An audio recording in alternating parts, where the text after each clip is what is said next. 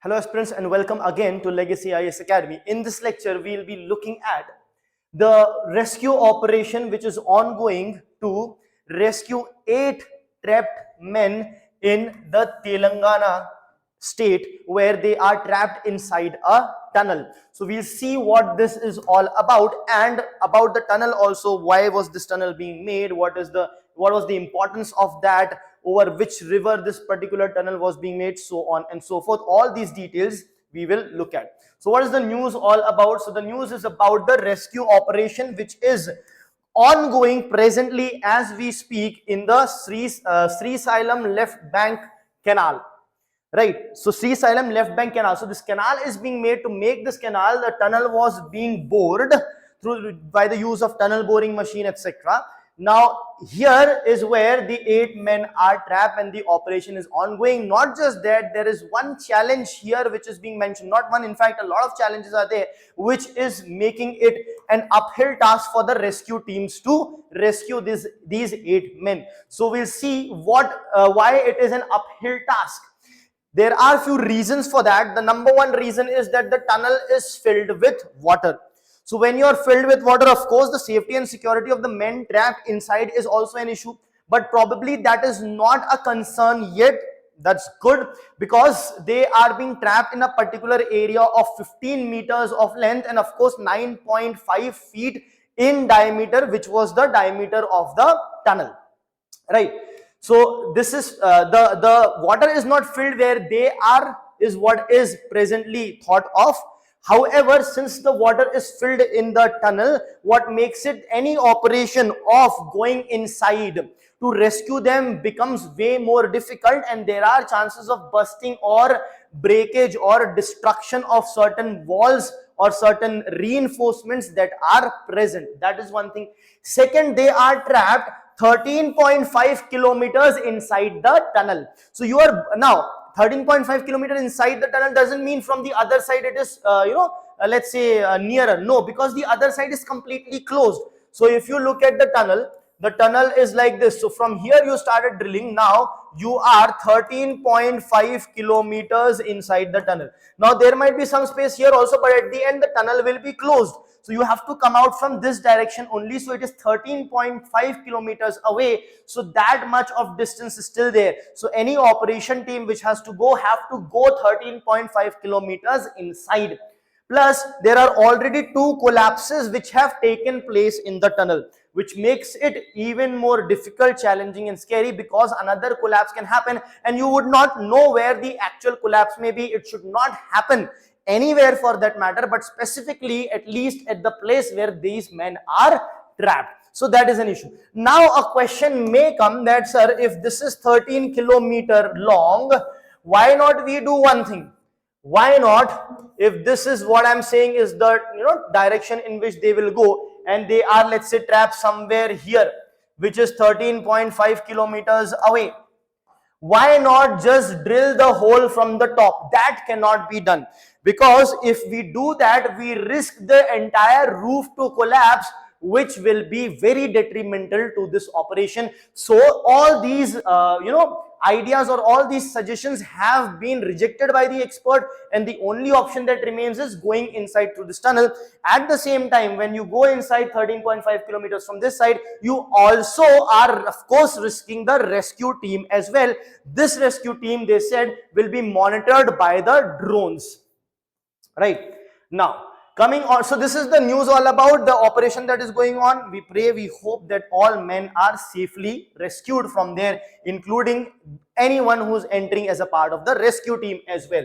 Now moving ahead, talking about the Srisailam Left Bank Canal. The Srisailam Left Bank Canal, this project becomes important. It's in news, so you should know this is a canal project for irrigation. So provide irrigation in the Nalgonda district of Telangana.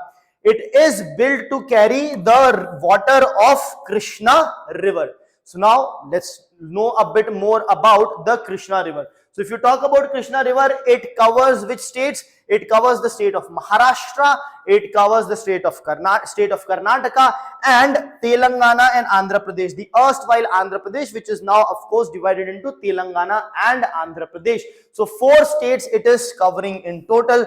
The highest present is in these two combined, but single state combined, you can say Karnataka, it is having the highest stretch. I hope that's clear. Now, keeping on the topic of Krishna River, you should know which of the tributaries of Krishna are present. So if you can look over here, this is the Krishna River. So just keep it blue. This starts from here and it is flowing completely over here and then goes and merges with the Bay of Bengal. Now, here are some tributaries mentioned, here are some tributaries mentioned. Which is right bank, which is left bank? We may think that probably this is the right bank tributary and this is the left bank, but that is not the case. This would have been the case if this river was moving from this side to this side. But is that the case? Absolutely not. The case is that the river is moving from this side to this side. So if you see yourself, when you're moving this side, this is your left hand. So when you're moving on this side, these are the left bank tributaries. So what are the left bank tributaries? You have the left bank tributaries as starting from Bhima, Dindi, Halia, Musi and Muneru are all left bank tributaries. Left bank tributaries. Now, the right bank tributaries include, of course, the Koyna, Panchaganga, Ghatprabha, Malprabha, and Tungabhadra is a very important river. So these are your left bank and right bank tributaries of Krishna River, very important. Now there are certain projects that are also ongoing on Krishna River, which again becomes important. So you should know what projects are they, in what domain they are, and any other specific thing about them you should also be knowing. So the very first one is the Tungabhadra project. So Tungabhadra project, like for example, the present project that we talked about was for irrigation for the Nalgonda district. But this Tungabhadra project is to produce hydroelectricity as well. So not just this, one project can be for various reasons. Simple. Why?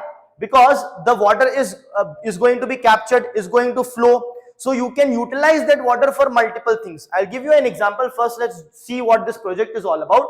To produce hydroelectricity, to provide irrigation and municipal water supplies.